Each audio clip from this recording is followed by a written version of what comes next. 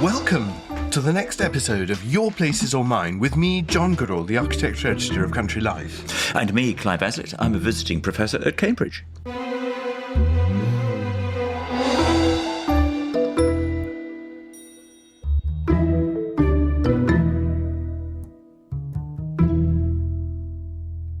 Well, Clive, today we thought that we would combine two of the things. One thing that you've written about in the distant past, and one thing I've just been reminding myself and engaging with for the first time, which is your contribution in the Edwardian country house and my contribution work on Sennowe Park in Yes, North. the last country houses, which was published in 1982, John. My goodness. Can you imagine? So, this is going to be a very deep dive into my memory.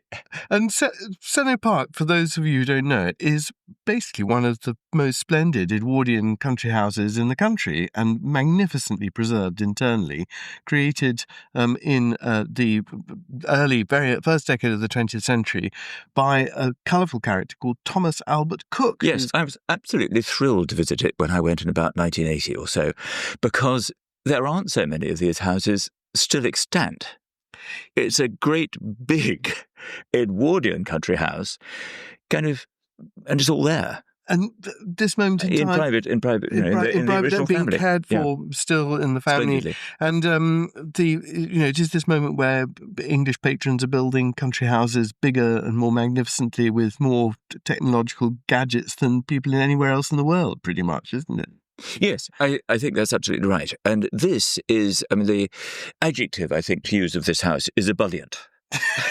It is. I agree. When I went there, I was absolutely amazed. I'd seen photographs of it, but I have to say the drive that takes you there, it's very, very splendid approach. You're aware in the surrounding villages, there are two great lodges at different ends of the estate, and you're kind of aware of estate cottages and things which must have been built in about this period. Yes. But then when you actually round the final bend of the approach and the house faces you across a sort of little dell, a valley, you come to it head on and then you sort of swing round to the right and back across the front of the house.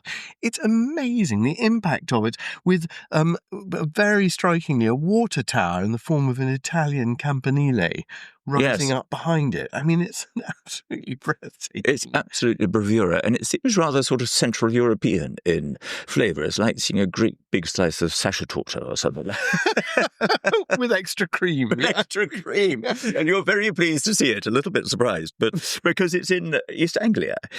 I suppose, it's in Norfolk, near Fakenham, and it's sort of Sandringham territory, is it? Well, it's in that group of estates, isn't it, that ring round Sandringham, which were very fashionable in the late 19th century. And partridge shooting. Indeed. The shooting is very important. And the history, as we'll talk about, actually, the history of this estate is very much bound up with sport. It's absolutely indivisible from its appeal to generations of different people who've owned it. John, should I go and get the clock so we know where we are? No, we have a clock. We have a clock. Move on. Forget that comment. I wouldn't want Clive to talk too much. I'm always very careful to bring a clock. But the person who built it was called Thomas Cook, but he was the grandson of the famous Thomas Cook, who founded the travel agency. And they were sort of very different people. They were. Well, before we do that, can I just say, one of the things that my researchers for the article that I've done, and also, I should say, Oliver Garish, who took me there, who's really worked on the Edwardian remodelling of the building. But it is quite interesting that there is this building is remodelled and massively expanded in the early 20th century. This is something I don't know about. You're going to talk about the earlier house. Well, Shall we just go next door and get the clock? Back in Doomsday. No, happily, I can. We're going to go back to the Middle Ages as usual. No, we're not at all. But but the early history of the house is important because it's always said that this house is built in 1774, and there's absolutely no evidence for this at all. In fact, it's built a few years later in 1791, probably 1791, 92, by a man called Thomas Woodhouse, in fact, distantly related to the author, P.G. Woodhouse, an ancestor of his distantly. But Thomas Woodhouse is the younger son of the Woodhouse family based at Kimberley Hall in Norfolk. And the family, he is a younger son, he has no money, but another figure within the family, the wider family, Mary Bacon, who's the heiress of all the Bacon estates. Yes. A co-heiress. East Anglia exactly. as well. Exactly. Going all the way back to Elizabethan times. Exactly. And, vastly wealthy, lots of land. She is a co-heiress of the estate. She never marries. She has no children. And in, I think it's something like 1780, she makes him her heir. But she makes him her heir after she's died, and she doesn't die until 1791. And it is quite extraordinary because the early history of Sennowe Park has always been a bit of a mystery, because it's simply not a documented building until the 1790s. So there's a complete documentary silence. But in 1791, I think it is, suddenly Thomas Woodhouse, after having inherited all this, buys a game license, and this is announced in the newspaper, and he's described as being of Sennowe Lodge. And I think what happens is basically he's a penniless younger son. He has no property of his own. He's waiting for Mary Bacon to die. When she dies, he takes the estate over and he looks around. He thinks, where can I build a house? And he constructs what is effectively a Georgian box. Yes. It's 5 bays deep and square, and at the front door is in a kind of polygonal turret or projection, a bow that comes out of the front. And so it's a Georgian box. And he clearly builds it for hunting. I mean, yes, it's the shooting, and the way it's called a lodge, yes, it all implies that he's using it for. So it wasn't a seat. It's not a seat. And so it comes into being in 1791, 1792. We don't know anything about who builds it, but that Georgian box still substantially survives in the present house. One has to say one can't see a single brick. No, and it is deeply fascinating. But it does explain the form of the building today, which is what you need to understand. Okay. But can I just ask you, is it just out of interest, is it on the Bacon land that he inherited? It is on one of Mary Bacon. So it's, in fact, historically in the parish of Great Ryber. Ryber, I think which is one of the neighbouring villages. And it's... and that's one of the principal properties that Mary Bacon possesses, one of the most valuable. Yes, and I see. So I think that is definitely the reason that it's created. So it is a Georgian hunting box, and that theme of hunting runs through subsequent history. I mean, curiously, Thomas's son occupies it for a while. He marries his first cousin, Lucy. They have 14 children, and then she dies. And when she dies very young, I think it poisons the reputation of the house in Edmund Woodhouse's mind. Yes. And he then rents it and tries to sell it. Yes. And so it has a whole sequence of different owners. But you're quite right that we can reconstruct a lot about its form, but there's nothing really very significant beyond bearing in mind when it's sold in I think it's in 1899 it's put on the market again. It's basically a box with a hipped roof and a front door set in a projecting bow. That's what you need to remember. Crucially. Yes. I suppose we should also say, it must be very good agricultural land as well as shooting. It is. Well, the things that all the various owners seem to have enjoyed are hunting with the pack, shooting, and fishing. Fishing is clearly also very important. It's just above the river. But it would have been Wensum. it would be, there would be a big income. It would be near Holcombe and so on. I suppose so. Yeah, I mean, the people who lease it does have 12 farms on the estate that's being put up for sale. So it is it's a very prosperous property, and it does effectively become a seat. But the way it's being leased out means that there are all these all clearly very wealthy individuals who pass through it, occupy it for a period of time, and then move on. Say for sport. That's essential. Exactly. Well, that would have appealed to the Thomas Cook that we have in our eye at the moment. Yes, so the grandson of the other Thomas Cook. So indeed, I came across a sort of roistering appearance of this younger Thomas Albert Cook in Norwich just after he's purchased Sennowe Park, I think, in 1904. But, I mean, he is clearly a totally different character from his father and his grandfather, who are between them the founders of this astonishing travelling agency and empire, which, it's not putting it too hard that the father and grandfather really changed the way we see the world. They are very much so. pioneers of mass tourism, effectively. Yes, and travel, it's interesting that travel is sort of part of the story of this house. Yes. In the sense that it's taking influences from all over the place. And, we know that Thomas, the TA cook, himself travelled because he went off whilst it was building. And he supposedly came back. I mean, this could be apocryphal, but he supposedly came back and said, "Very nice house, but where's my ballroom?" And so they had to increase the size of the winter garden in order to have this space for dancing. But the original cooks, or the original Thomas cooks, had been Baptists and very strongly Temperance. And that was really the foundation of the whole thing, because they were taking part in all the... this would have been, it must have been in the mid 19th century, but before 1851, because one of their great things was taking people to see the Great Exhibition of that year. Yes, it is. From, I think it's Leicestershire or something like that they started. I mean, the grandfather, Thomas Cook, his passage to prosperity is so deeply improbable because he's born into a very poor family in Melbourne. I mean, not very poor, but a poor family in Derbyshire. And at the age of, I think, just before his 19th birthday, I think that's right, he just decides he's going to become a travelling preacher. And he sets off. Yes, Baptist. A Baptist. And he marries and they move into Leicestershire. And he then works for a period as a wood turner.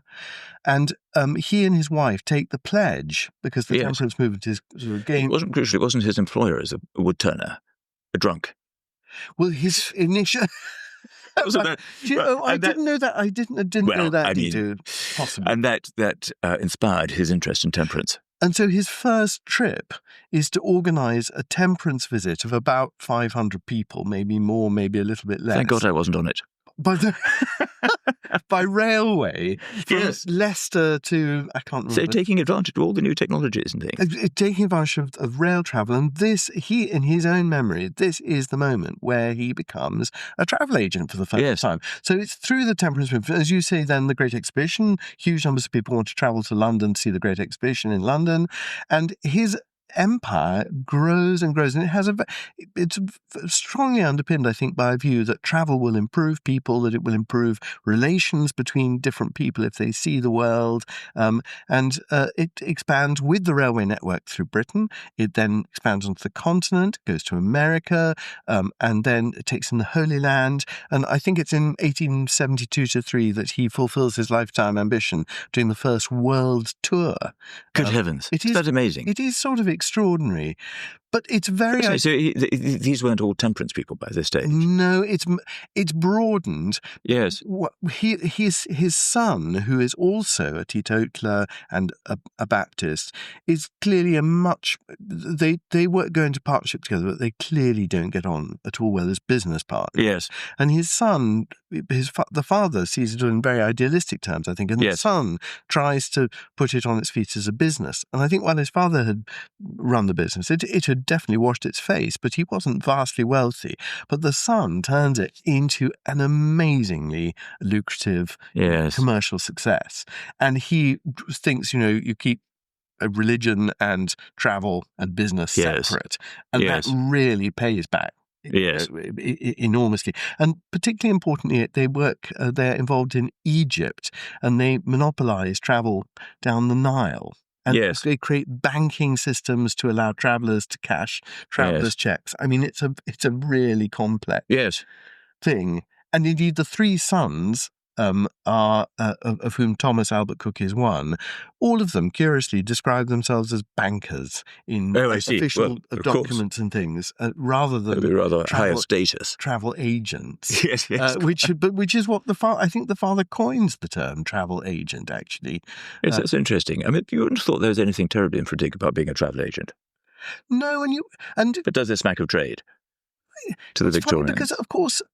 They are, by the end, I mean, I think that they involve themselves in, all kinds of really prestigious travel projects for Indian Rajas coming to Britain and things. I mean, it's not It's by no means it is travel for democratized travel, but I mean they obviously take great prestige from doing all these really smart trips. A fascinating fact. It has to be said in a book written by me, but I'd forgotten it. Until this moment.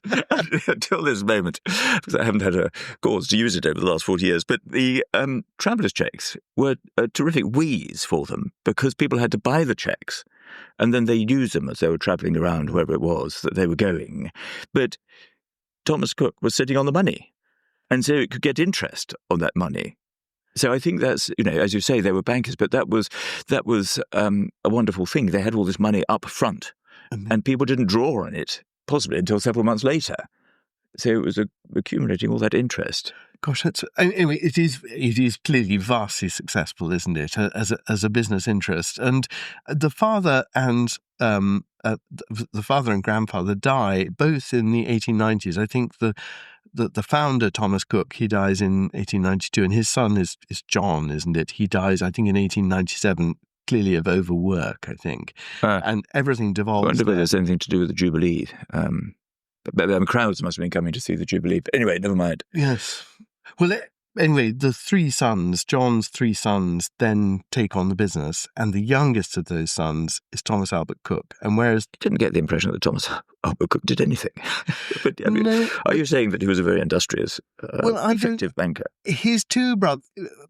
So I thought the literature seems to imply that he sells up his interest in Thomas Cook, but actually he doesn't. I mean, it's quite clear that when he dies, in fact, very, very young, as we'll come to later. I mean, but when he dies, he is still described as being part of the business, and he may have taken a sort of back row seat. The confusing thing is his two elder brothers, both of whom are really, really interesting figures. One of them was Ernest Cook, I think. That's absolutely right. Who's set up a great trust and bankrolls the National Trust at this crucial. That I'd forgotten. But he also, it continues as an independent trust supporting countryside causes. That's right. Well, I maybe getting... And particularly, which of course was controversial a few years ago when the hunting ban came in, he wanted to... They bought a number of estates, and all this money was set up so it could effectively be like the National Trust. But one of the things he particularly wanted to promote were the manly sports of the countryside. And one of them was hunting. Yes. Well, this does ring to, because there are two brothers, and I may be getting confused, but it does sound like Ernest, because he is involved in the 1930s in bankrolling the National Trust, and it's a particularly awkward moment for the National Trust. He basically, I think he gives them about £100,000, which is absolutely stupendous. Yes. And then he begins to quarrel with them. He sets up the country house collecting within the trust in 1937. Maybe that's true. Maybe that's why he sets up his independent And he one. then gives them Montacute and what's the house that burnt down in Warwickshire, the 17th century house? Coles Hill. Coles Hill. He gives, amongst other things, but he quarrels with the trust because, and also the assembly rooms in... We're getting off topic here, John. Okay, all right, go back to Sennowe. But it is important to say that all three brothers, they all collect... All very interesting. They all collect country houses. Yes, I see. Yes. And that's the important thing. And Ernest is actually really significant, even today in a way. But you're quite right. So tell us, yes, Albert Cook. This Thomas Cook, our Thomas Cook, my image of him is really through a big painting that hangs in the house, which is this wonderful scene of him by a sort of largely forgotten artist, but it's not a bad painting. It's certainly very evocative of him driving four in hand. And he's driving these four horses and this sort of, not stagecoach exactly, what would you coach, but a sort of post chaise. I mean, one of these great big ones which people could go inside and on top, Dickensian one. I mean, they were out of date, but it was a sport. And he's driving it. His wife, done up to the nines, is sitting on the box beside him. His son is in the seat behind that. And then there are two footmen on the back. So this is a wonderful turnout. And he's driving through the park at Sennowe, and Sennowe itself is shown as the backdrop of this scene. And I find that very, very evocative. Four-in-hand driving amongst people who are very, very rich was pretty fashionable. But in America, as well as here, people like Andrew Carnegie did it. and George Washington built what's he called? George Washington Vanderbilt at Biltmore. But you needed a big estate. You see. You could only do it if you were very rich, because you had these coaches which were now out of date, but it was fun to drive them four in hand. But you needed the roads, the carriage drives and things to do it on. So it was a really sort of rich man's sport. And there is Thomas Cook, not very Baptist or Temperance by the look of it, really enjoying himself and enjoying his money and enjoying his new house. Interestingly, he sets up, one of the things he does from Sennowe Park is he sets up a regular coach for the summer season, I think in 1909, on one of these old carriages called the Lobster, and you can pay to go between Cromer and Norwich, and it's described very enthusiastically in a local newspaper as a thing to do, because when you're high above the hedgerows on this tall building, you can see the views. It's quite interesting, and it's as you say, it's a carriage with four horses, and it's being done through his generosity. He's not driving them. The report, and he's not really seeking to make money from it. It's not. No, but I think that's on the back of his experience of travel. Well, he's exactly. offering this fun experience. He purchases this estate, which I said is on the market, and it's clear that he wants to entertain on a grand scale in this house, and the Victorian or the Georgian and updated Victorian house just clearly isn't nearly smart enough. Yes. For that. No. So he immediately sets to work and commissions this fascinating local architect, George Skipper. Yes. To remodel the house, doesn't he? Yes, who's an extraordinary person, because he's a regional architect. And there were other regional architects around, and people like Brierley in York, for example. But Skipper has made Norwich his headquarters, and that's his territory. But you might think that the regional architect would be kind of rather pedestrian and low-key, but not Skipper. Skipper, not at all. No, I mean, he's really blowing a fanfare of the Baroque. He's, again, just having done reading about him, I'm really interested. He's born in,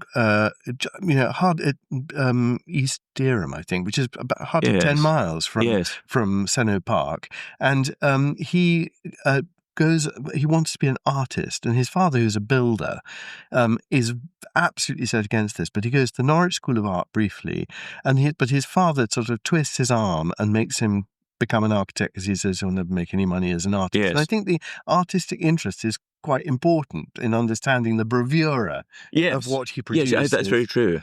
And but then he goes to London. He becomes a member of the Plymouth Brethren under the influence of his landlady. I mean, it's Good quite grief. interesting. Yes. And then he goes, which may in fact be a point of connection between, or sympathy, in fact, it occurred to me, between Cook and him. I don't know. It's interesting. I had the impression, I mean, I could be completely wrong, but I had the impression that our Thomas Cook had rather moved on from the austere values of his predecessors, but he may have had a sort of sympathy for yes, that's it. True. Could be. I don't know, because I don't actually know how they meet. I mean, that's an interesting thing. But he Skipper himself then moves back to Norwich, I think in 1898. Sorry, it must be before that. It must be in the 1880s. But then is very involved initially in partnership with his brother, in the remodelling of Cromer as a seaside town. Yes. And amongst the projects he undertakes there are the construction of a series of luxury hotels, because Cromer's a very fashionable seaside resort. And I mean, they're not all still there, but I mean, there's the Royal, the Metropole, and I can't remember what the other one is. Yes. And of course, this is called Popular. That area was called. There was a book which popularised it, and indeed it became very fashionable. Oh, but what's this pop? Tell me, what is it? It's a novel, or I can't quite remember. Well, it's a sort of. I think it is a story, probably. I did read it once. And it's a short story or a little novel. It's a little book. The story line isn't very strong. If it is, I don't think it's just a descriptive thing, but it was about the romance of this part of the coast, basically the North Norfolk coast. I see. I mean, and it was very fashionable. I mean, I suppose one could say about Sennowe that there were two types of country house being built round about this time. But there were people who, we've talked about Lutchins. before, and there were people who went to Lutyens for his, just before this time, his arts and crafts houses, which were sort of slightly idealistic and a bit austere, but very interesting and quirky and a bit progressive, etc. Well, Skipper was providing a totally different experience for Thomas Cook, which was opulent. Which was opulent and hotel luxury. Yes, exactly that.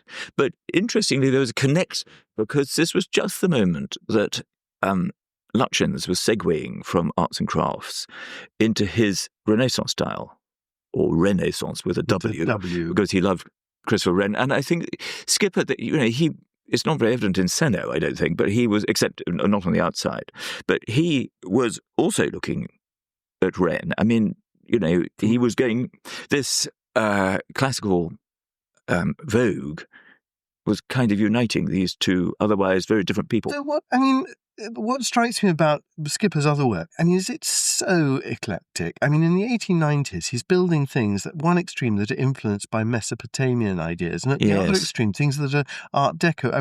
The Royal Arcade in Norwich is... Oh, Nouveau, you can't say Art Deco. Oh, sorry. Sorry, you're quite right. Indeed. Sorry, I've now completely called the flow of your thought. No, well, it is just this extraordinary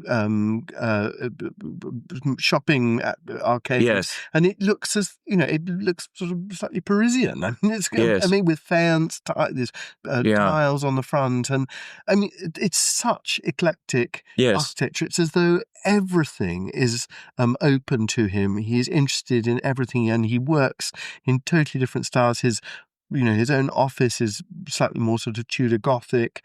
He's doing everything. Yes. And that eclecticism strikes me as astonishing. Yes. It was the thing that, of the time, to a certain extent, this kind of omnium gatherum. People talked about there being the freestyle, and what it was, well, it really meant that you could mix and match anything you cared for. And just put, and it's facilitated, no doubt, by the arrival of well-illustrated magazines for the first time, well-illustrated books, that somehow you can see for the first time.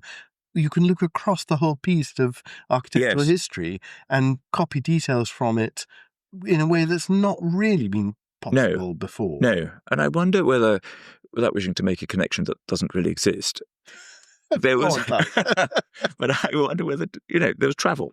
Travel was a theme of this, wasn't it? Because these weren't just historical references. They were also, you mentioned Mesopotamia, they were geographical references. And people, not necessarily the architects themselves, although they could have done, and some did, but people travelled all over the place now. And, Edward Leo went, and his living was made from making these. There were souvenirs for people who did go there, but there were also references for people who couldn't get there of the Holy Land and the Mediterranean.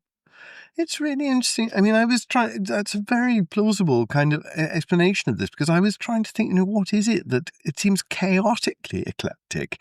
What is it that justifies that? But of course you're right. I think they couldn't really quite cope with all the information that was available to them. If they'd had AI, they would have just designed a country house using all these influences, and 2 seconds later you would have got one, and it would have looked quite sort of coherent. Whereas that wasn't quite the case. They were trying to make sense of this world. Of course, I think the other thing is that empire was very popular at this time, and I think people were very conscious of. Obviously, this isn't a metropolitan building, but people were conscious of what other countries were doing and wanting to keep up. And somehow, Skipper seems a very imperial architect in that he's taking all these influences and doing it with great bravura and panache. And is a bit like the musical songs of the day. Ratata Bundier. But also, this is the world of Bannister Fletcher, isn't it? Well, yes. So this great, I don't know if listeners are aware of it, this enormous volume of world architecture, which has gone through by the editions. comparative method, doesn't he describe it? Exactly. But everything is compared, isn't it? Everything is compared. Really does, and it's quite as eclectic as Skipper's work. Yes, that's a very good point. Well, listen, we'll turn to the description of Sennowe itself in the light of that kind of introduction in the second part. But that was fascinating. Thank you, Clark. Great. Well, thank you, John.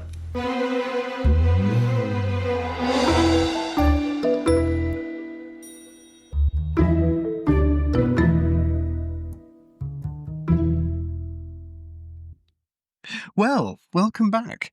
And now we should turn our attention to the house itself. I mean, we've introduced all, as it were, the dramatis personae and Yes. involved.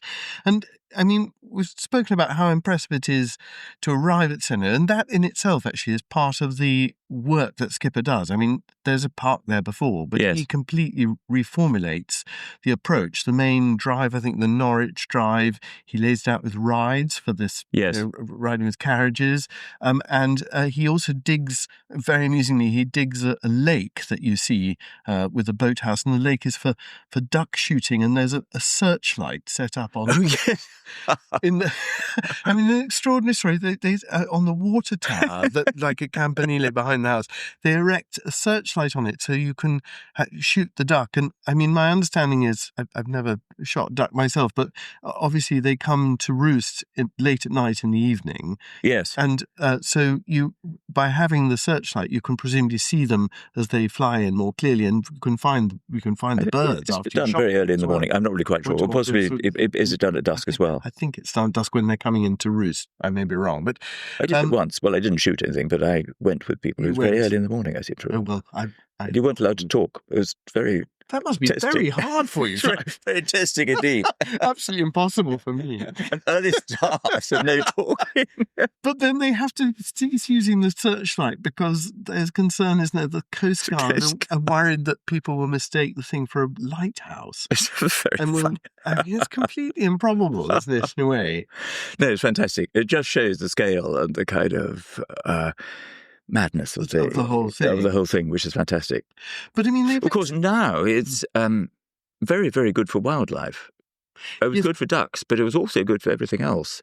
And I think that now it's very highly rated for birds and butterflies. I think great care is being taken of the estate as a whole. I mean, it's particularly for sort of ecology and so on. Impressive.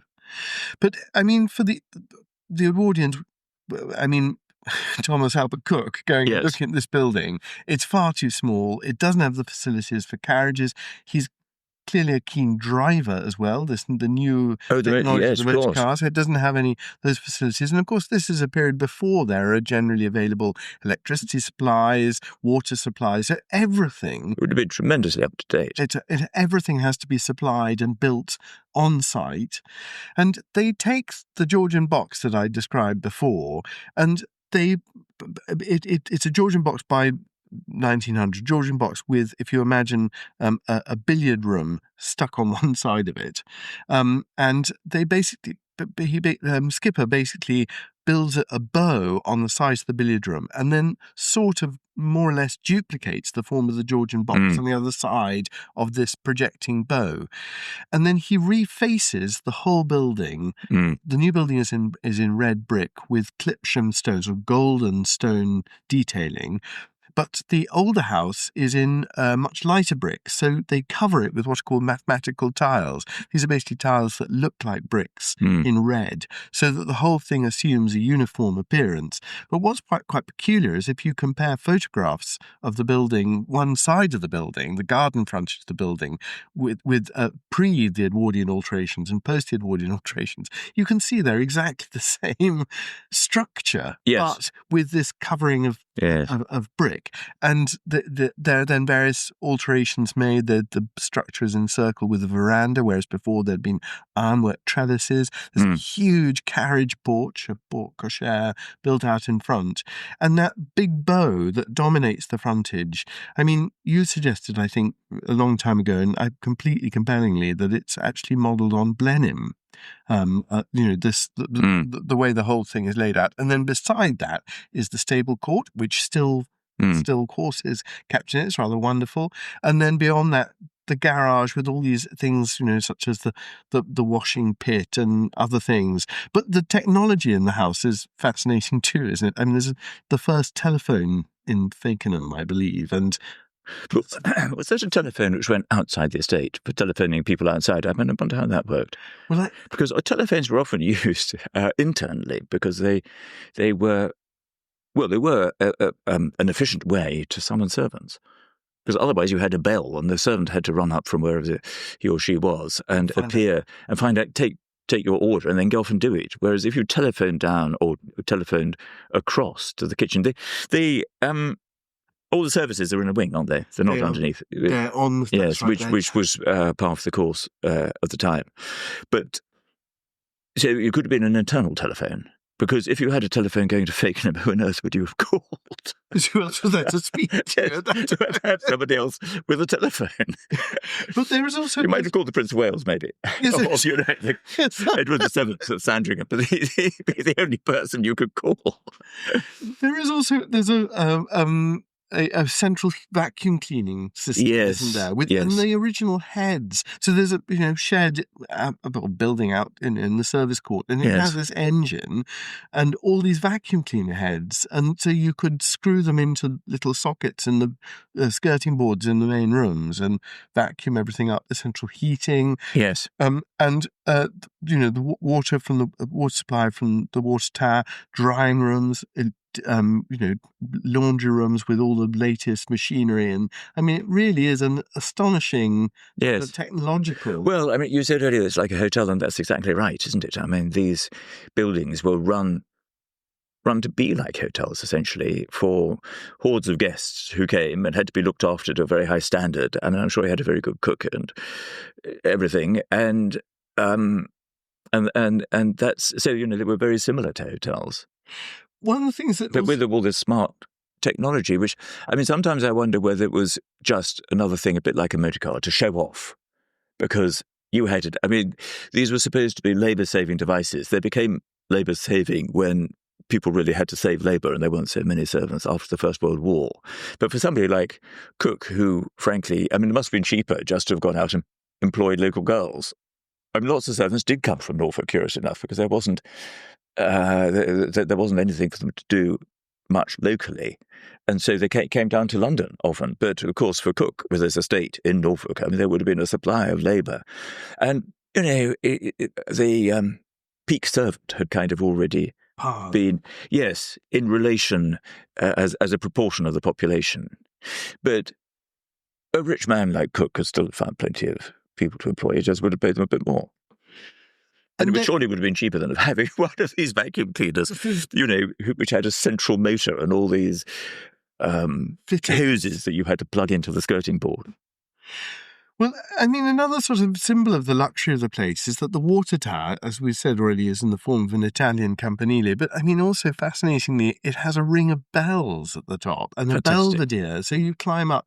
We actually, we had a rather strange encounter on the staircase up with a comic encounter with a raven. And every water tower should have a raven. It was slightly alarming, but you climbing right up to the top. Quite big, seen close to, I should think. Yeah, well, no, it was large beak and claws.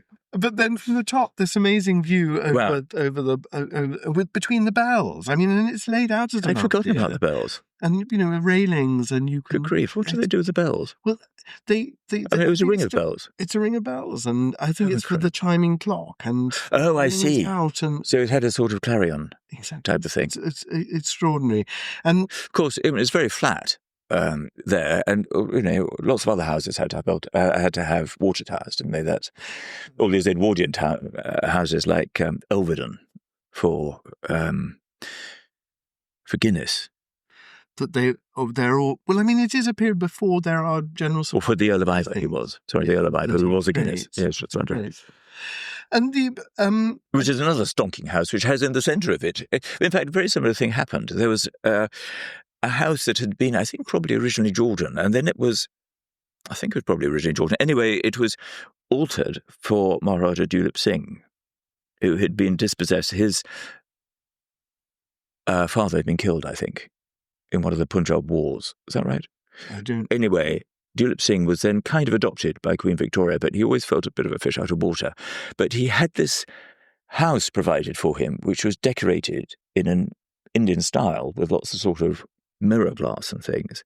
And then the Earl of Iver came along and he bought it. Dulip Singh was a bit of an unhappy figure, to be truthful. Anyway, the Earl of Iver came along and he bought it.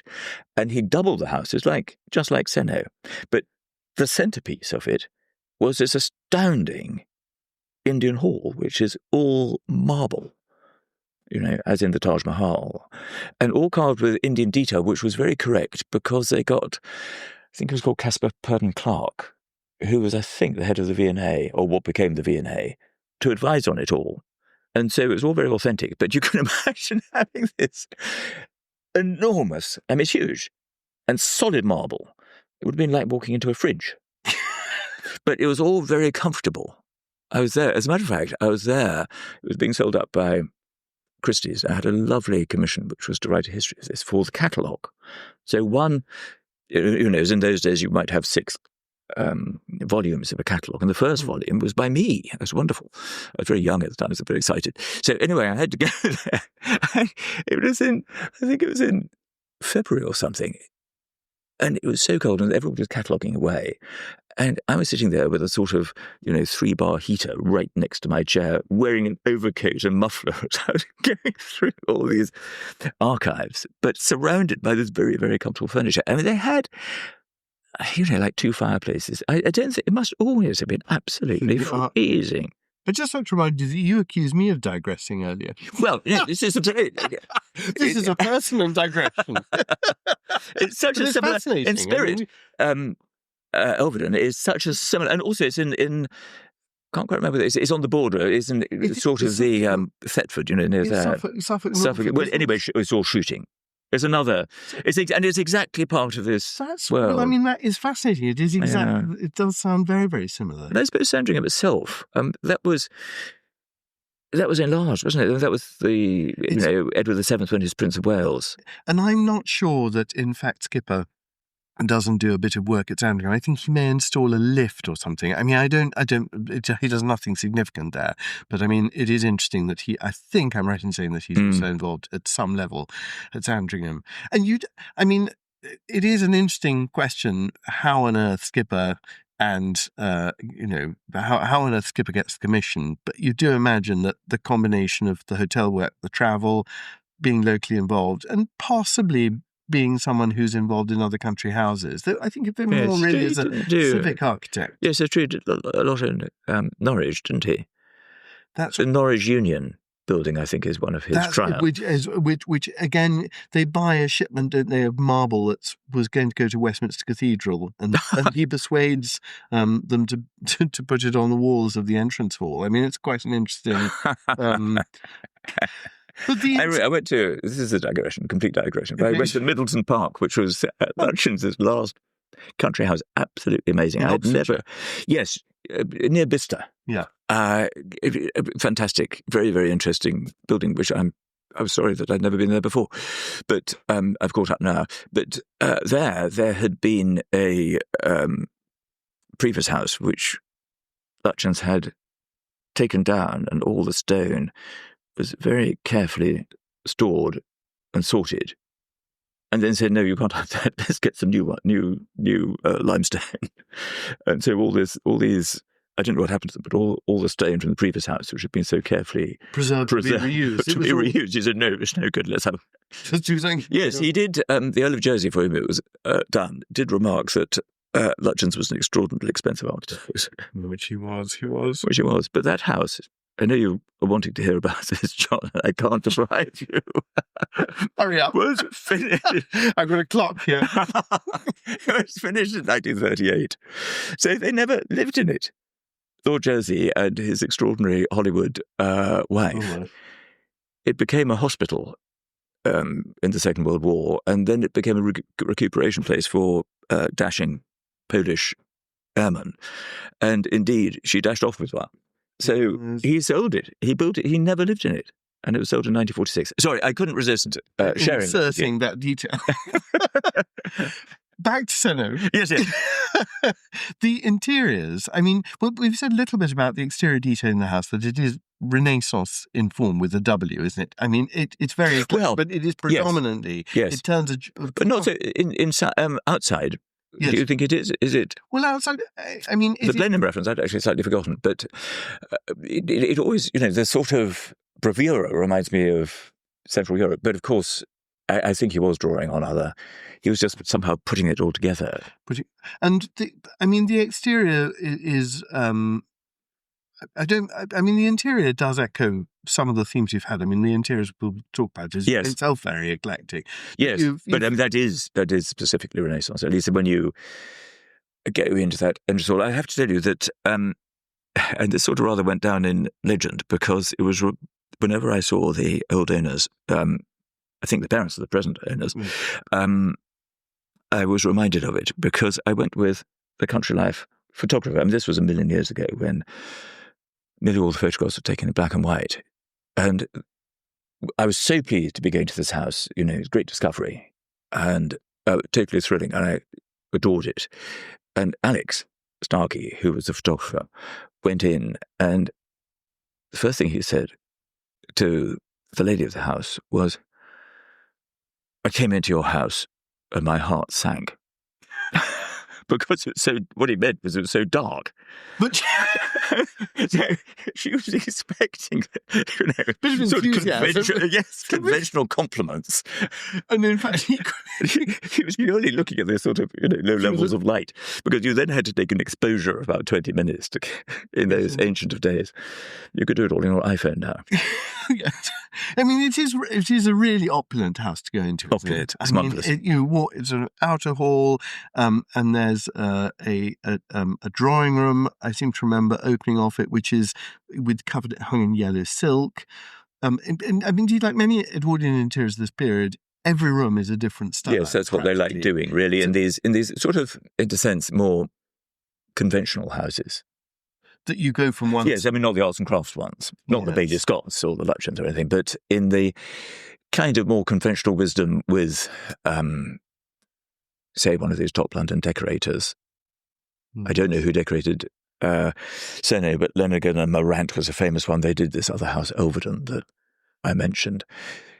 There was a thought that, again, it was this omnium gatherum. You could, all these world choices or historical choices, and some were thought to be more appropriate. I can't quite remember the sequence. It was such a long time ago that I went, but I can't quite remember the sequence at Sennowe. But, for example, the Georgian style was thought to be very appropriate for eating, which, of course, was a big thing in the Georgian period, and dining rooms started to emerge in the sort of early to mid-17th century. And people spent a lot of time sitting down at these big dining tables. Yes. But also, so it might be green, that was thought to be a good colour scheme, but hung with family portraits. I mean, if you had family portraits, or somebody else's family if you didn't, which you'd bought from, e.g., Alfred Duveen. But then, the lighter styles, what they call the Adams, with an S, the Adams style. For drawing rooms, it was sort of lighter. Or if you were fancy, these Louis, indeterminate Louis styles, Louis XVI really was very fashionable. The style of the Ritz Hotel. It's the French fashion. Yes, and Luton Hoo and everything, bites. This man who made so much money in South Africa. But I mean, this is exactly the case. And the drawing room, and it's yellow silk, and it's sort of Adams style with a little, possibly a little nod towards French taste. Yes, a little bit. You go. There's also the library, which is Jacobean. I think modelled really well, Elizabethan, modelled largely on Broughton Castle in Oxfordshire. The details borrowed the internal draught porch and the patterning of the ceiling. Oh, yes. It's like a simplification of the great chamber at Broughton. It's funny because Jacobean not a style which lets in an awful lot of light. No. So for reading, quite difficult. Well, but sort of cosy in the evening. And interestingly, on the fireplace in the library, there is this inscription saying, "This is your home, seek no other." And there's a carving of a little Charles II spaniel, King Charles spaniel, on the fender of the fireplace, sort of curled up in front of the fire as though it's enjoying the warmth. I bet there are a lot of dogs. I bet Thomas Cook liked dogs. I'm sure. With all the shooting, I bet. The main stair is modelled, I think, on this great house at Casiabry, which has since been demolished. But the staircase, late 17th century staircase, was taken to the deep 1670s, taken now in the Met in New York. And then, as you say, the saloon sort of feels... Because it's got the carved panels, doesn't it? That's right. Of sort of swirling... Foliage and flowers and sunflowers. The rather heavy and so I think this is what Alex found so difficult, because it is. I mean, It's rather fabulous, but it's dark. Yes, I'm curious. I don't think of it's particularly dark, but I mean, it's I might be an wrong. interesting response. Well, of course, it might have been that. I mean, when I went, Tom Cook, he was also called Tom, was bravely taking the house back on, and so they weren't living in the whole of it. So maybe some of the windows maybe were a bit shut up. I can't remember that. But they were just, bravely recolonizing the house for their own use. It was great. Well, the saloon is Inigo Jones. It's now divided into 2 rooms, a breakfast room and a drawing room. And then the dining room, as you say, is got a kind of, Grinning Gibbons fireplace. Is it panelled? And it's panelled, yes. And it has this an apse at one end and what was formerly a buffet, now doors. There's obviously actually quite a really interesting and carefully thought through remodelling just after World War II, done very, very well, where these rooms are reconfigured. But there are quite a number of paintings. The apse has a sort of generic classical painting. The buffet has rather good paintings. And then upstairs, this wonderful array, bedrooms with bathrooms and dressing rooms. I mean, again, it's interesting. I mean, without wishing to overstress the internationalism, I mean, houses of exactly this type. I mean, it's so like houses being built on Long Island at this point. Yes, it's so that's the other place, in fact, where there are really opulent houses being constructed, and that they echo. And houses of exactly this type. I've just been writing about Old Westbury Gardens, which is really the last survivor to have all its complete set of everything, gardens and furniture and pictures and archives and everything is still there. It was a very English house because they particularly wanted that. And they got an English chap, not quite an architect. Well, he wasn't an architect at all.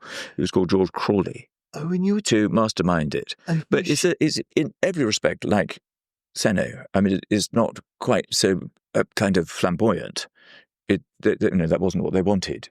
But it has all the things. I mean, it's an identical idea, the way that the spaces are decorated in different styles, and all these things, in that case, it was polo was very driving thing, but they had a yacht, and they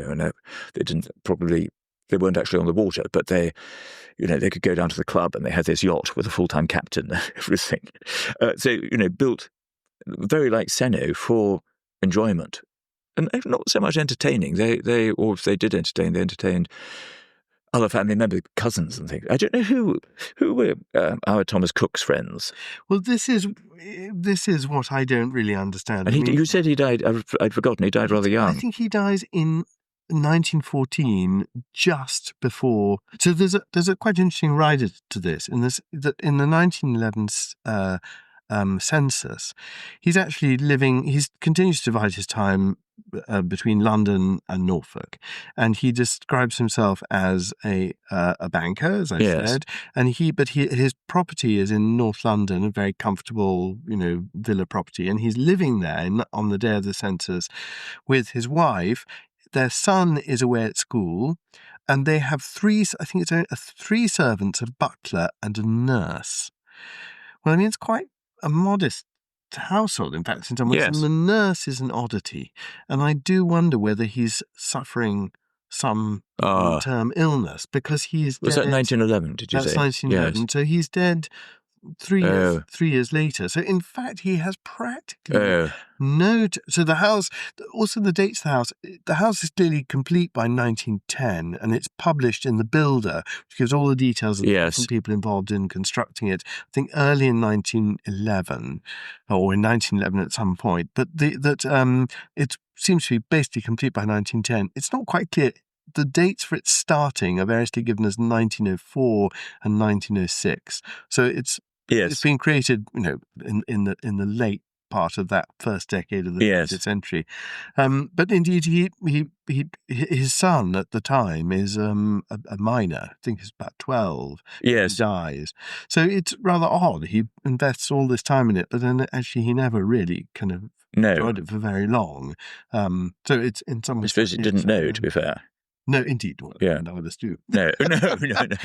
And there are photographs. There's one set of photographs in the house. You don't hear of him very much. I mean, it's not like here he was, this rich man with these, very confident and ebullient tastes, but you don't really read anything about it much, do you? Well, you would be more sensitized to that than I am. I mean, I might be wrong, but I don't recall. Well, I thought that it was all to do with Sandringham, but I mean, quite reasonably, it was pointed out to me that in fact there isn't really any evidence that he has.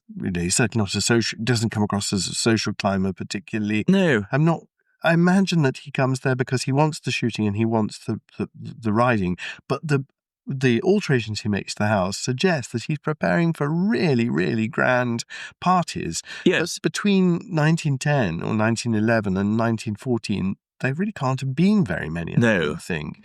So it's sort of curious. There's a mystery. You just thought you would have also heard of him more on the London scene. Yeah. If he wanted to give all these parties, he could have given parties in London too. But he's not really that. And even this. I don't know. I mean, it's interesting. He'd be interesting to kind of ferret around a bit. There are some wonderful photographs. I mean, another thing we ought to mention is that there's this group of Italian sculptors who are employed in work to the house, and there's a fantastic photograph of them carving. They look like chefs, don't they? They're fantastic berets. With berets standing around carving the detail. And again, there is the sense in the house generally that there's such confidence. The craftsmen can copy anything. That's why it's opulent. They can do anything. They're that confident, and it's quite an interesting detail. He clearly wants the best. Yeah, I was reading actually in connection with this house in America. There was a firm, obviously not in this case because the craftsman came from Italy, but there was a firm run by a chap called H. Martin, and it was a firm which could do anything in terms of decoration, plasterwork, and particularly carving, whether wood carving, I think particularly wood carving. And H. Martin himself was confident that, they could equal Grin and Gibbons. And that's a big claim. But I think they got pretty close. Yes, no, I think... you really could... And so there's a sense he employed 1,000 people in that he rose from nothing. And by, the night, I say about 1900, he was employing 1,000 people. Can you imagine? So you could get anything done if you had the money. It's also interesting. I mean, I do a little bit of digging to try and find out more about his wife, and it's in fact, I couldn't really discover. I think they got married in 1901. Do we know anything about her? Me on the but I mean, it's but again, it's not really clear. Whether she had a really informative influence on what was being done, whether she was really engaged herself. It's and I couldn't really find out anything about her. It was actually very difficult to find out who she was in the first place. I mean, I could have just asked the family and they would have told me immediately, but I was just trying to find it out, and it was surprisingly complicated. But I suppose that, is building up a picture that they were, I suppose it's conceivable they didn't want to be written about. Yes. And, some people succeeded in keeping their names out of the papers. But this very flamboyant house, it doesn't sort of feel like that. I mean, they were kind of, that wasn't the people they were. They were a bit sort of not so much on the social scene as you might have expected. And perhaps just they loved this place and the things they could do there, but perhaps didn't, perhaps we're sort of misreading it and thinking that it's going to be this big social event. Well, I mean, it is also confusing that because he dies before both his brothers, and that his brothers go on, they sell up the Cook Company, I think, in 1928. But because he dies early, I think one of the reasons that people have thought that he's given up on the Cook business is because he's, of course, not involved in all that later documentation of the sale of the company. Yes. But he was actually dead, and because he was no longer involved. So it's an interesting thing. Finally, it's worth saying something about the property now, because as we explained, in 1914 it passes to a minor, another Thomas, who becomes an MP, very involved locally, and then it passes to his son, I think, in 1970, who's the person who you dealt with. Yes, when I went there about 1980, it was another Tom Cook, but he was absolutely heroic with Carol in taking the estate on and taking the house on particularly, and making it possible for him and his family to live there. It was really a marvellous thing. So he sort of turns it round, and it's now passed to his nephew, Charles Temple Richards, and he lives there with his wife Virginia and their children, and they're doing an astonishing job as well. I mean, it's beautifully maintained. It's, they're living as a family house, but it's also available for events and things, and it really packs a punch, doesn't it? It's a wonderful spot. It's marvellous. John, here we are. We must say to everybody who's listening, if you would like to find out, thank you for listening in the first place. Yes. But if you would like to find out more, go to www.ypompod.com. You can sign up to a newsletter, even, I believe. We've been putting some photographs of some of the places. And putting photographs up, yes. Some of the so there'll be more things that you can see. And things. Anyway, thank you very much for listening. Till next time. Thank you.